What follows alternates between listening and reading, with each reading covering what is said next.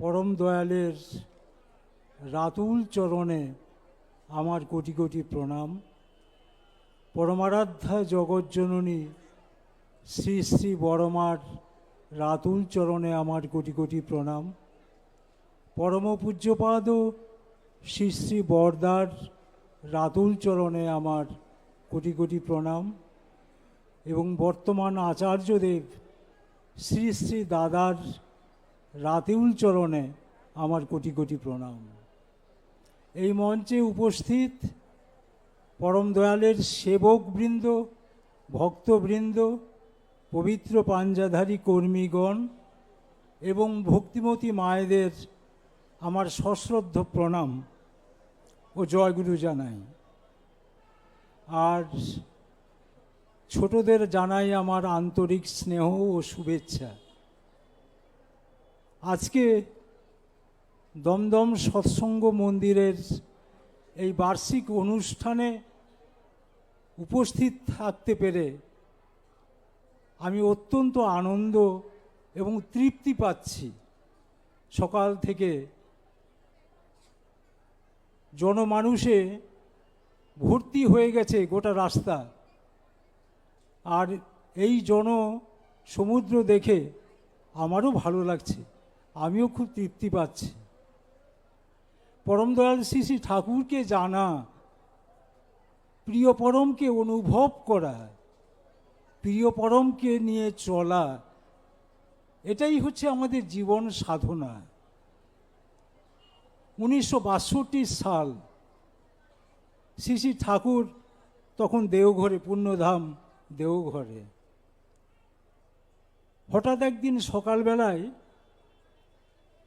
ঠাকুরের কাছে এক ভক্ত জিজ্ঞেস করছে যে, ঠাকুর,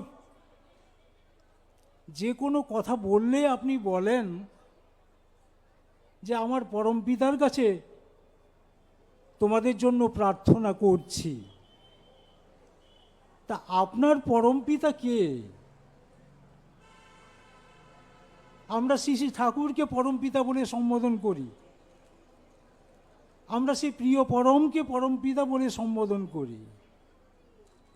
ভক্ত জিজ্ঞেস করছে যে, ঠাকুর, আপনার পরমপিতা কে?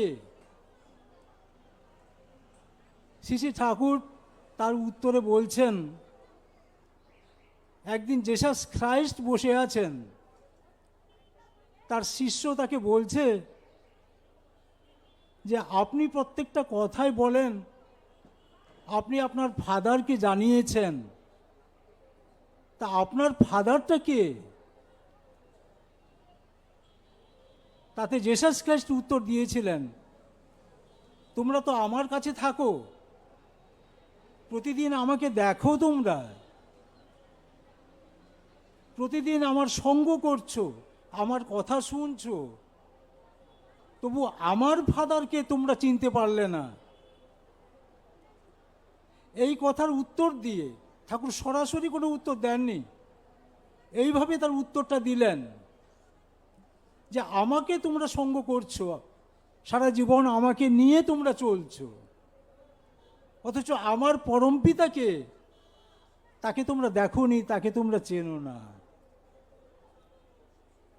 তাহলে বুঝতে পারছেন পরমপিতা আমাদের কাছে কে, আর শ্রী শ্রী ঠাকুরের পরমপিতা বা কে? তিনিই সব কিছু, তিনিই জগতের মালিক,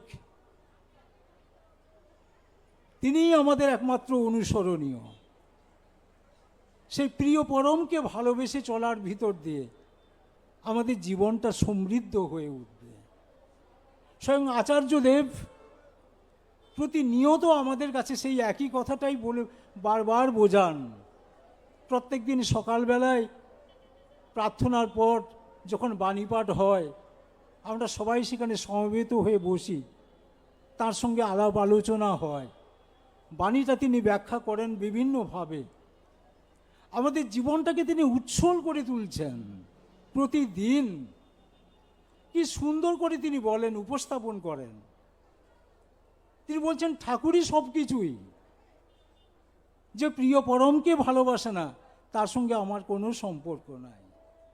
বলছেন আমি আমার স্ত্রীকে ভালোবাসি, আমার সন্তানকে ভালোবাসি, কিন্তু আমার প্রিয় পরমের থেকে বেশি নয়।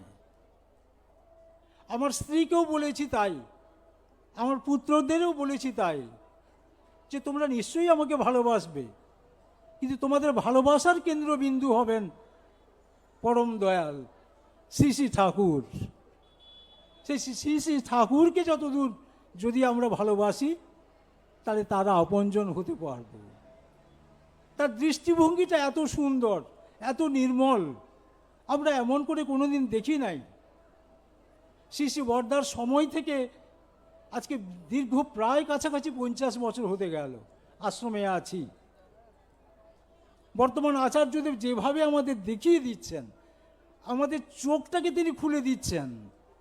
কীরকম করে দেখেন, বলছেন শ্রী শ্রী ঠাকুর সারা জীবনে বেশিরভাগ সময় খালি গায়ে বসে থাকতেন।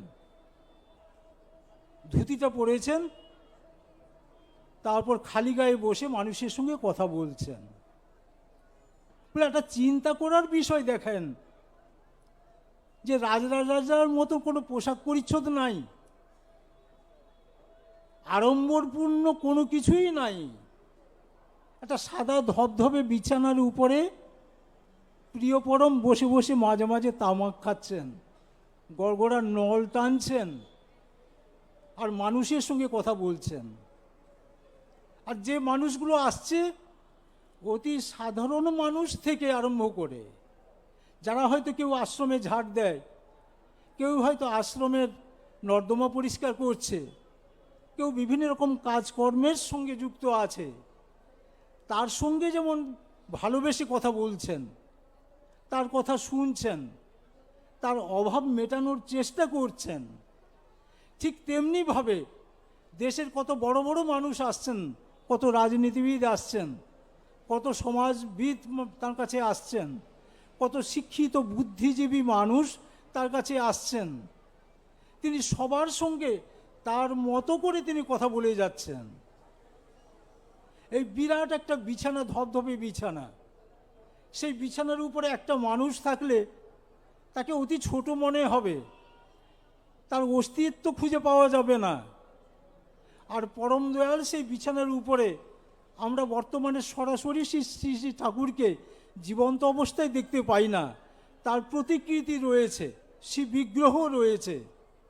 সেই বিগ্রহের দিকে তাকানোর দৃষ্টিটা আচার্যদেব ফেলে দিলেন আমাদের।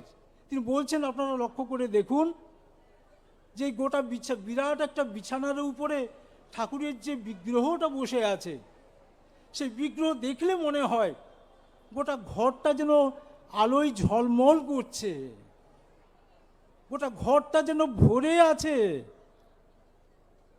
যেহেতু তিনি পুরুষোত্তম, যেহেতু তিনি প্রিয় পরম, তার জীবন ঐশ্বর্যটাই হচ্ছে এমনতর। তিনি যেখানেই থাকেন সমস্ত মানুষের অন্তরকে, সমস্ত মানুষের হৃদয় কন্দরকে তিনি আলোকিত করে রাখেন। তার দৃষ্টিতে যখন দেখতে চেষ্টা করলাম, তখনই দেখছি সত্যি তো তাই। ঠাকুর বাড়িতে গেছি, ঠাকুরের সামনে গিয়েছি, ঠাকুরকে প্রণাম করে চলে এসেছি, কিন্তু এমন করে তো কোনোদিন ভাবি নাই। আচ্ছা, যদি এমনি করে ভাবেন, তিনি ভাবেন যে কেমন করে লক্ষ্য করতে হয়, দেখো তোমরা প্রিয় পরমকে কেমন করে দেখতে হয়, কেমন করে তাকে ভালোবাসতে হয়। বলছেন, একদিন আচার্যদেবের কাছে শোনা সেই গল্প আপনাদের কাছে বলছি। বলছেন, একদিন শ্রী শ্রী বরদা ঠাকুরকে ধরে ধরে নিয়ে যাচ্ছেন নিরালা নিবেশে। ঠাকুর পার্লারে যেখানে বসেন, তার ঠিক বিপরীত দিকে ঘরটাই হচ্ছে নিরালা নিবেশ। মাঝে মাঝে ঠাকুর সেখানে গিয়ে বসতেন, ভক্তদের সঙ্গে কথাও বলতেন। যখন শেষের দিকে ঠাকুর নিজে একা যেতে পারছেন না, শ্রী শ্রী বরদা ধরে ধরে ধরে ধরে ঠাকুরকে নিয়ে যাচ্ছেন। নিরালা নিবেশ থেকে ঘুরে কিছুক্ষণ পরে যখন ঠাকুরকে নিয়ে আসছেন শ্রী শ্রী বরদা, তখন শ্রী শ্রী বরদা ঠাকুরকে বলছেন, ঠাকুর বাবা, আপনি তো এই রাস্তা দিয়ে এই গেট দিয়ে সবসময় বেরোন, আবার সেই গেট দিয়ে ঢুকে আপনি বিছানায় বসেন। ওই দিকের যে দরজাটা আছে বিপরীত দিকে, যারা ঠাকুরবাড়িতে গেছেন তারা প্রত্যেকে জানেন, আচার্যদের যে নাটমণ্ডপটায় বসেন তার সামনে একটা গেট আছে ঠাকুর ঘরে ঢোকার, সেটা বেড়া দেওয়া থাকে। শ্রী শ্রী বরদা বলছেন যে ওই গেট দিয়ে যদি বাবা একবার আপনি যান তাহলে ভালো হয়। তো ঠাকুর বলছেন কেন, ওই দিক দিয়ে কেন? তখন শ্রী শ্রী বরদা বলছেন, বাবা ওই দিকের গেটটায় দরজাটা খুব কষ্ট পায়, সে আশা করে সে আপনার চরণ স্পর্শ করতে পারছে না। আপনি যদি ওই দিক দিয়ে একবার যান তাহলে ওই দরজাটা একটু আনন্দ পায়। শ্রী শ্রী ঠাকুর বরদার মুখের দিকে তাকিয়ে হাসলেন, বললেন ঠিকই বলেছে খোকা, বড় খোকা ঠিকই বলেছে, ও তো আমার প্রত্যাশা করেই। তাহলে তাদের দৃষ্টিভঙ্গিটা কত সুন্দর দেখেন, তিনি কেমন করে দেখেন, কেমন করে ভাবেন, সেই ভাবনাটা আমাদের শিখিয়ে দিচ্ছেন তিনি। আচার্যদের প্রত্যেকটা দিন এই বিষয়গুলো নিয়ে তিনি আলোচনা করেন, যাতে আমাদের মনের মধ্যে একটা ভক্তি, শ্রদ্ধা, ভালোবাসা, ইষ্টের প্রতি অনুরাগ, এটা দিনের পর দিন যাতে বৃদ্ধি হতে পারে। একদিন কথা প্রসঙ্গে বলছেন, বাণী পাঠ হয়েছে, চাওয়াটা না পাওয়াই দুঃখ, কিছু চেয়েও না, সব অবস্থায় রাজি থাকো, দুঃখ তোমার কি করবে। এই কথাটা আলোচনা হওয়ার সঙ্গে সঙ্গে তিনি বলছেন, চাওয়াটা কি, এই চাওয়াটার নিক্তিটা ঠিক আছে কিনা আগে দেখতে হয়। আমরা কি চাইছি, আমরা মানুষের কাছে কি চাইছি, আমরা আমার জীবনে চাওয়া পাওয়াটা কি, এই চাওয়া পাওয়াটা যদি ঠিক থাকে তাহলে জীবনটা চলাটা সহজ হয়। চাওয়াটা যদি আমার প্রবৃত্তিমূলক হয়, চাওয়াটা যদি আমার বৃত্তি প্রবৃত্তিকে পুষ্ট করে, যদি লোভাতুর হয়ে আমি কিছু চাই, যদি আমার বৃত্তি প্রবৃত্তিকে পোষণ করার জন্য যদি চাওয়া হয়, তাহলে সেই চাওয়া আমার জীবনে দুঃখ নিয়ে আসবে, সেই চাওয়া আমার জীবনে কষ্ট নিয়ে আসবে। কিন্তু যদি আমি ইষ্টকে চাই, আমার প্রিয় পরমকে চাই, আমার জীবনে ইষ্টকে প্রতিষ্ঠা করতে চাই, আমার প্রভু কিসে খুশি হবেন তেমনতর ভাবনা যদি আমার মধ্যে থাকে, তবে সেই শিক্ষাটা সুন্দর হয়ে ওঠে। তখন সেই চাওয়াটা আমার ভিতরে সমৃদ্ধি নিয়ে আসে।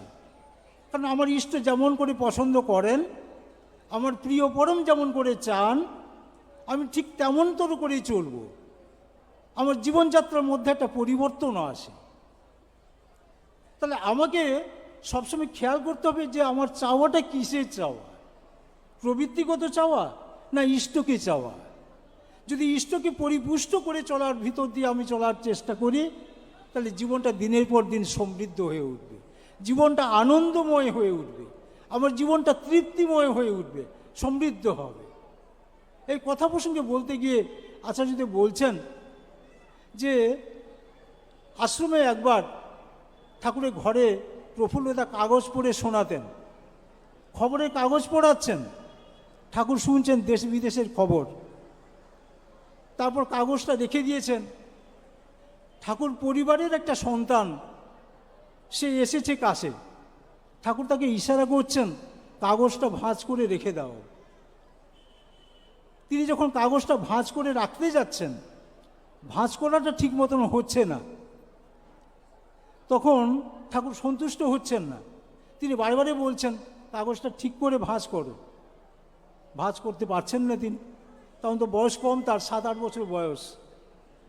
তখন সেই ঠাকুরের কাছে থাকা যে সমস্ত নিত্য সেবকবৃন্দ, তাদের একজনকে ইশারা করলেন, তিনি তখন কাগজটা ঠিকমতো ভাঁজ করে রেখে দিয়েছেন।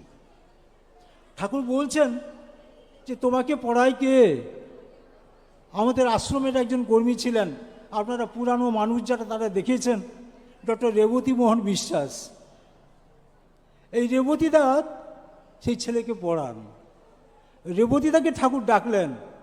ঠাকুর ডেকে বলছেন যে দেখো, পড়াশোনা মানেই যে শুধু বইয়ের জিনিসটা মুখস্থ করে দেওয়া তা নয়, শুধু বইয়ের জিনিসটাই তাকে তুমি ধাতস্থ করে দিয়েছ, এর ভিতর দিয়ে সে আসল শিক্ষা তো কিছুই পায়নি। জীবনে কেমন করে তাকে চলতে হবে, জীবনে কেমন করে একটা কাজ করতে হবে, এই জিনিসটা যদি তুমি তাকে না শেখাও, তাহলে সে শুধু কেতাবি শিক্ষাটাই শিখবে। বর্তমান আচার্যদেব বলছেন, ঠাকুরের এই গল্পটা পূজনীয় পিন্টুদা ছিলেন, এই পূজনীয় পিন্টুদা বারবার বর্তমান আচার্যদেব যখন ছোট ছিলেন বললেন, যখনই খেলার সময় হতো বইটই ফেলে আমরা ছুট দিতাম, তখন পিন্টু কাকা তিনি আমাদের শিখিয়েছিলেন যে ঠাকুর কীরকম করে পছন্দ করেন। পড়াশুনো করে চলে যাওয়ার সময় বইটাকে কত সুন্দর করে গুছিয়ে রাখতে হবে, জিনিসপত্রটা কত সুন্দর করে গুছিয়ে রাখতে হবে।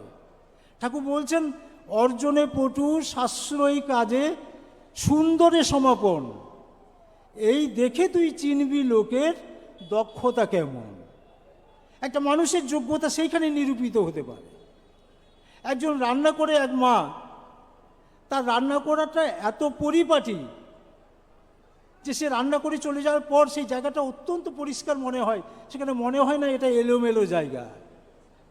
আবার আরেকজন মা, তিনি রান্না করছেন, রান্না করে যাওয়ার সময় সেটাকে দেখলে মনে হবে যেন চতুর্দিকে ছড়িয়ে ছিটিয়ে নর্দমা করে রেখে দিয়ে গেছেন। এই যে গোছালো জিনিসটা, সমস্ত কিছুটা পরিপাটি করে জীবনে চলা, জীবনটা হচ্ছে আমাদের এই রকম। আমি ইষ্টকে ভালোবাসি মানে আমার জীবন চলনার মধ্যে সেই পরিচ্ছন্নতা আসবে। শ্রী শ্রী দাদা ছিলেন, এখন দাদার কাছে আমরা বসে আছি, দুপুরবেলায় আমার শুক্রবার স্কুল ছুটি, আমি দাদার কাছে বসে আছি। সবাই ঠিক উঠে পড়েছেন, যখন উঠে আমিও উঠে চলে এসেছি। দাদা সিঁড়ি দিয়ে উঠে যাওয়ার পর বর্তমান যিনি আচার্যদেব তিনি আসছেন, তিনি আমাকে দেখে বলছেন, মুকুলদা আজকে বেশ পরিপাটি করে সেজে গুজে এসছেন। মানে ধুতি পাঞ্জাবিটা আমার একটু আয়রন করা ছিল, পরিষ্কার পরিচ্ছন্ন ছিল। বলছেন, মুকুলদা আজকে বেশ পরিষ্কার পরিচ্ছন্ন করে এসেছেন, কিন্তু একটা জিনিস আপনার ঠিক হয়নি। তা আমি থতমত খেয়ে গেছি, কি ব্যাপারটা হলো? আচার্যদেব বলছেন, আপনার জুতোটা কিন্তু পরিষ্কার করা হয়নি। সত্যি তো, জুতোটা দেখলাম ময়লা হয়ে আছে, আমি সেদিকে খেয়ালই করি নাই। তো তখনই আচার্যদেব আমাকে বলছেন, শ্রী শ্রী ঠাকুরের সময় এমন একটা ঘটনা ঘটেছিল। শ্রী শ্রী ঠাকুর অজিতদাকে ডাকছেন, অজিত গাঙ্গুলিদাকে ডাকছেন। অজিতদার জুতোটা মেমোরিয়ার সামনে কোনোরকম এদিক সেদিক করে ছুটে চলে এসছেন ঠাকুরের কাছে। অজিতদা সবসময় ধোপ দুরস্ত হয়ে থাকতেন, সুন্দরভাবে সেজে গুজে থাকতেন। তখন অজিতদাকে তিনি বলছেন, তুমি তো সেজে গুজে বেশ সুন্দরভাবে সাজতে পারো, কিন্তু তোমার জুতোটা এমন কেন? জুতোটা এখানে একটা ফেললে, একটা ওদিকে ফেললে। এইটাই হচ্ছে তোমার জীবন। আমরা অসাবধানতাবশত যে জিনিসটা করি, সেটাই আমার আন্তরিক জীবনের প্রকাশ, সেটা আমার অন্তরেরই প্রকাশ। ওই যে বিচ্ছিন্নতা, ওই যে সূক্ষ্ম বোধটুকু আমার নেই। আমাদের জীবনের প্রত্যেকটি ক্ষেত্রে আচার্যদেব এমনি করে একটু একটু করে ধরিয়ে দিচ্ছেন। একদিন আচার্যদেব আমাদের সামনে গল্প করলেন যে একদিন শ্রী শ্রী ঠাকুর অজিতদাকে বলছেন, অজিত আমার দুটো কাপড় লাগবে, শাড়ি। তা অজিতদা ছুটে গেছেন বাজারে গিয়ে যে দুটো শাড়ি নিয়ে এসে ঠাকুরের কাছে অর্পণ করেছেন। ঠাকুর কি করলেন, তার সেবিকা যারা রয়েছেন মায়েরা, তাদের মধ্যে একটা মাকে তিনি দুটো কাপড় দিতে বললেন। অজিতদা মনে মনে একটু কষ্ট পাচ্ছেন, বলছে এটা কীরকম কথা? যাকে দেওয়া হলো তার প্রচুর কাপড় রয়েছে, ঠাকুর দিয়ে তাকে ভরিয়ে দিয়েছেন, অথচ যে মানুষটা এখানে একটা মা দাঁড়িয়ে রয়েছে, শতছিন্ন কাপড় পরা, ময়লা কাপড় পরা, সজনে গাছের কাছে সে দাঁড়িয়ে শুধু ঠাকুরের দিকে তাকিয়ে হাউ হাউ করে কাঁদছে।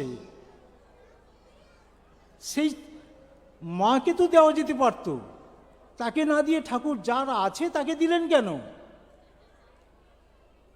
অন্তর্যামী সবই জানেন, তিনি বুঝতে পেরেছেন। কিছুক্ষণ পরে অজিতদাকে আবার বলছেন, অজিত, আমার আরও দুখানা কাপড় লাগবে।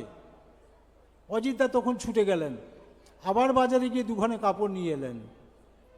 সেই কাপড় দুটো আনার পর অজিতদাকে ঠাকুর বলছেন, ওই যে মাটা দাঁড়িয়ে আছে সজনে গাছের কাছে, ওই মাকে দিয়ে আয়। অজিতদা তখন একটু মনে মনে খুশি হলেন। সেই মাকে যেই দিতে গেছেন, সেই মা কোনো প্রকারে শাড়ি নেবেন না।